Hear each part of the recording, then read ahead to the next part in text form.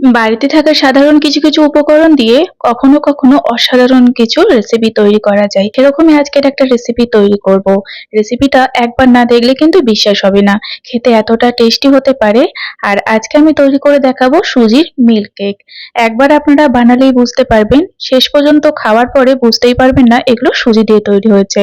নমস্কার বন্ধুরা, কেমন আছেন আপনারা সবাই? আশা করছি সবাই অনেক ভালো আছেন। আশা করি রেসিপিটা ভালো লাগবে। তো চলুন শুরু করি রেসিপি। সুজির মিল্ক কেক তৈরি করার জন্য আমি প্রথমে এখানে কড়াইটাকে একটু গরম করে দিয়ে দিচ্ছি 2 চামচ ঘি। অবশ্যই করে কিন্তু এখানে ঘিয়ের ব্যবহারটাই করতে হবে। ঘিটা একটু গরম হলে দিয়ে দিচ্ছি একটা কাপের 1/4 কাপ পরিমাণে সুজি। সুজিটাকেও কিন্তু অবশ্যই মেপে নিতে হবে, মানে হাফ কাপেরও কম এখানে সুজি দিতে হবে। এইবার এই সুজিটাকে ঘিয়ের সঙ্গে নেড়েচেড়ে বেশ একটু হালকা ব্রাউন করে ভেজে নিতে হবে। খুব বেশি লালচে নয়, তবে হালকা একটুখানি কালারটা আসবে ততক্ষণ পর্যন্তই একদম হালকা জাল রেখে ভেজে নিতে হবে। অবশ্যই খেয়াল রাখবেন যেন সুজি এখানে পুড়ে না যায়, তাহলে কিন্তু এই সুজি থেকে কোনো রেসিপি এখানে তৈরি করা যাবে না। এবার দেখুন সুজি কিন্তু বেশ 2 মিনিটের মতো আমি ভেজে নিয়েছি। সুজিটা এখন আমি নামিয়ে রাখছি। এবার কড়াইটাকে একটু পরিষ্কার করে ওই কড়াইয়ের মধ্যে আমি দিয়ে দিচ্ছি 500 ml এর মতো গরুর দুধ। দুধটা যখন একটু কুসুম গরম থাকবে তখন দুধের মধ্যে আমি মিশিয়ে দিচ্ছি 10 টাকা দামের 2 প্যাকেটের মতো গুঁড়ো দুধ।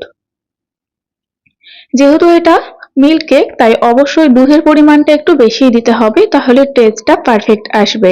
গুঁড়ো দুধটা দেওয়া মাত্রই কিন্তু ভালোভাবে নেড়েচেড়ে এখানে মিশিয়ে দিচ্ছি। আর একটু কুসুম গরম থাকা অবস্থাতেই গুঁড়ো দুধ দিয়ে মিশিয়ে নিতে হবে। বেশি গরম অবস্থায় দিলে দুধটা তখন দলা পাকিয়ে যাবে। গুঁড়ো দুধটা মিশিয়ে নেওয়ার পরে আবারও আমি এখানে দিয়ে দিচ্ছি 1 চামচের মতো ঘি। ঘিটাকেও ভালোভাবে মিশিয়ে নেওয়ার পরে ফ্লেভারের জন্য এখানে আমি দিয়ে দিচ্ছি 2টো ছোট এলাচ, মুখগুলোকে একটু ফাটিয়ে দিয়ে দিলাম। তো আর একটু নাড়াচাড়া করে দিচ্ছি। তারপর এখানে স্বাদ মতো মিষ্টিটা দিতে হবে। সেই কাপের মাপ করে হাফ কাপ মতো চিনি দিলেই হবে। এই মিল্ক কেকটা খুব বেশি মিষ্টি হবে না, আবার খুব একটা হালকা মিষ্টিও থাকবে না। মোটামুটি হাফ কাপ পরিমাণে চিনি দিলে এখানে মিষ্টিটা একদম পারফেক্ট হবে। চিনিটা গলে যাওয়া পর্যন্ত একটু নেড়েচেড়ে নিলাম।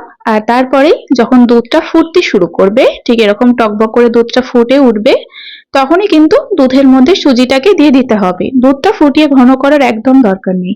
দুধ ফুটে উঠেছে, এবার আমি এখানে ভেজে রাখা সুজিটা দিয়ে দিচ্ছি। দুধ এবং সুজির মাপটা কিন্তু একদম ঠিকঠাক নিতে হবে। এবার দেখুন এখানে সুজিটা দিয়ে দিয়েছি। এবার কিন্তু নাড়াচাড়া বন্ধ করা যাবে না, অনবরত নাড়াচাড়া করেই যেতে হবে।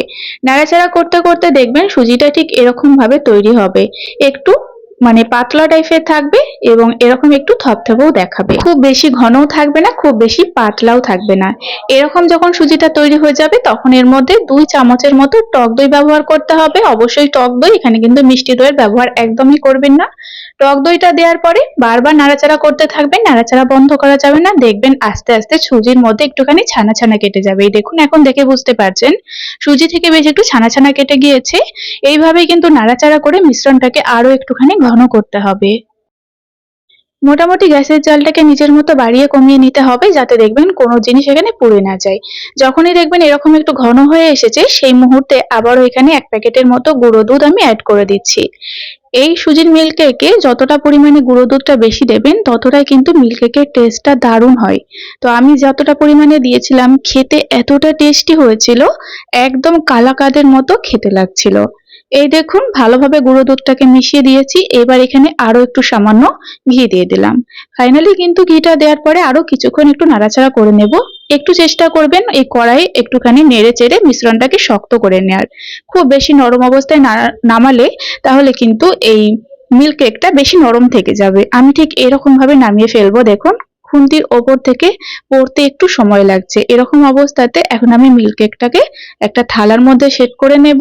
আপনাদের কাছে যদি কেক মোল্ড থাকে তার মধ্যে সেট করে নিতে পারেন। অবশ্যই কিন্তু একটু ঘি মাখিয়ে নিতে হবে। আমি এখানে থালার মধ্যে একটু ঘি মাখিয়ে নিয়েছি। তারপরে এখানে মিল্ক কেকের যে মিশ্রণটা বানালাম সেটা ঢেলে দিচ্ছি। এবার আমি একটা চামচের সাহায্যে ভালোভাবে এটাকে চারকোনা করে সেট করে নেব। এভাবেও করা যায়, মোল্ড না থাকলেও কিন্তু এভাবেও আপনারা করে নিতে পারেন। এই দেখুন আমি চারকোনা করে এটাকে বেশ সুন্দর করে শেপ দিয়ে নিয়েছি। এবার আরো একটু সুন্দর দেখানোর জন্য আমি দিয়ে দিচ্ছি এখানে একটুখানি পেস্তা বাদাম কুচি, একটুখানি গ্রেট করে রেখেছিলাম বাদামগুলোকে, সেগুলোই দিয়ে দিচ্ছি। এটা দিলে কিন্তু দেখতে বেশ ভালো লাগে। এবার এটাকে আমি নরমাল ফ্রিজে রেখে দেবো পুরোপুরি 1 ঘন্টা। 1 ঘন্টা পরে আপনাদের আমি মিল্ক কেকটাকে দেখিয়ে দিচ্ছি। 1 ঘন্টা পরে দেখুন একটু নরম নেই, ভালোভাবে সেট হয়ে গিয়েছে। একদম শক্ত শক্ত হয়ে গিয়েছে। প্রথমে আমি একটুখানি কেটে নেব এই কেকটাকে। এরকম প্রথমে লম্বা লম্বা করে কেটে নিচ্ছি, তারপরে মাঝখানে একটা ভাবে কেটে নেব। ঠিক এরকম, যেহেতু কেকগুলোকে আমি একটু লম্বা লম্বা রাখতে চাইছি, আমি তাই এভাবেই মানে কাটটা করে নিলাম। এবার দেখুন এটাকে আমি উল্টে নেব, একটা থালা উপর থেকে চাপিয়ে এটাকে উল্টে নেব, তাহলে কেকটা খুব সহজে থালার মধ্যে চলে আসবে। আপনারা চাইলে আগে মানে কাটার আগে ওটাকে উল্টে নিতে পারেন, তারপরে কেটে নিতে পারেন। দেখুন মিল্ক কেকটা কতটা সুন্দর হয়েছে, একদম মনে হয়েছিল ছানা দিয়ে তৈরি করা হয়েছে। সুজির একটুও চিহ্ন মাত্র ছিল না। সুজি দিয়ে যে তৈরি হয়েছে একটুও বোঝা যায়নি, একদম ছানার তৈরি মিল্ক কেক মনে হয়েছে। আপনাদের একবার তৈরি করতে হবে, তাহলেই আপনারা বুঝতে পারবেন যে কেমন খেতে হয়। সাধারণ একটা উপকরণ সুজি দিয়েও যে এতটা সুন্দর মিল্ক কেক তৈরি করা যায়, আপনারা না বানালে কিন্তু বিশ্বাস হবে না। আজকের এই সুজির মিল্ক কেকের রেসিপি আপনাদের কাছে ভালো লাগলে অবশ্যই একটা লাইক করে কমেন্টের মাধ্যমে জানাবেন। ভিডিওটা সম্পূর্ণ দেখে থাকলে অনুরোধ থাকলে চ্যানেলটি সাবস্ক্রাইব করে পাশে থাকবেন। আজ এই পর্যন্ত, ফিরে আসবো নতুন রেসিপি নিয়ে। সকলে ভালো থাকবেন এবং সাবধানে থাকবেন।